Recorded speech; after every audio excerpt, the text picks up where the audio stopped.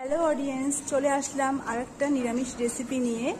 আজকে বানিয়ে নিব ঝিঙে, আলু, সজনের ডাঁটা দিয়ে ছোলার ডালের বড়া করে ঝোল। চলুন দেখে নিই। ছোলার ডালটা ওভারনাইট আমি প্লেন জল দিয়ে ভিজিয়ে রেখেছিলাম, দেখুন কীরকম ফুলে উঠেছে।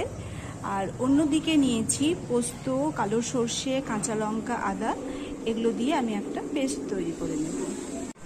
ডালগুলো বাটার জন্য মিক্সির জারে নিয়েছি গোটা চারেক কাঁচা লঙ্কা।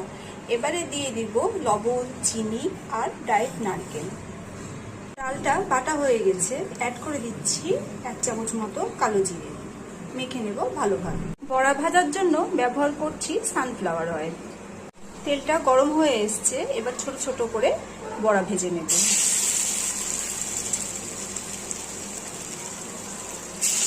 বসিয়ে দিব একে একে বড়াগুলো এক পাশ ভাজা হলে তবে আর এক পাশে উল্টিয়ে দেবেন। আমারগুলো এক পাশে ভাজা হয়ে এসছে, এবারে একে একে সব উল্টিয়ে দেব। বড়াগুলো অলমোস্ট সব ভাজা হয়ে এসছে, এবারে তেল ঝরিয়ে তুলে নেব।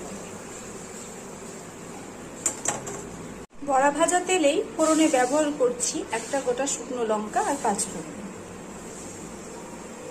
অ্যাড করে দিচ্ছি আলু আর সজনেগুলো। সজনে আর আলু 2 মিনিট মতো ভেজে নিয়েছি। এবার দিয়ে দিচ্ছি লবণ আর হলুদ। দিয়ে দিব স্লাইস করে কেটে রাখা টমেটো। মিশিয়ে নেব ভালোভাবে। অ্যাড করে দিচ্ছি ঝিঙেগুলো। মিনিট 2 মতো কষিয়ে নিয়েছি। অ্যাড করে দিচ্ছি জল। ফিরে এলাম মিনিট 15 বাদে। সবজিতে জল দেওয়ার পরে ঢাকা দিয়েছিলাম। দেখে নেব কেমন হয়েছে সবজিগুলো।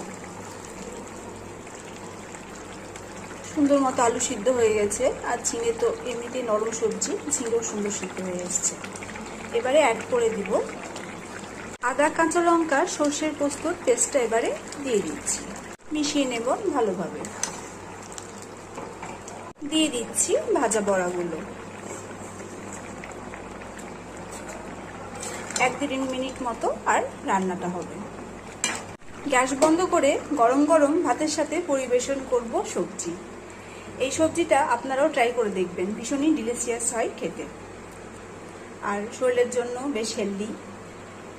আজ এ পর্যন্তই, বাই সবাইকে।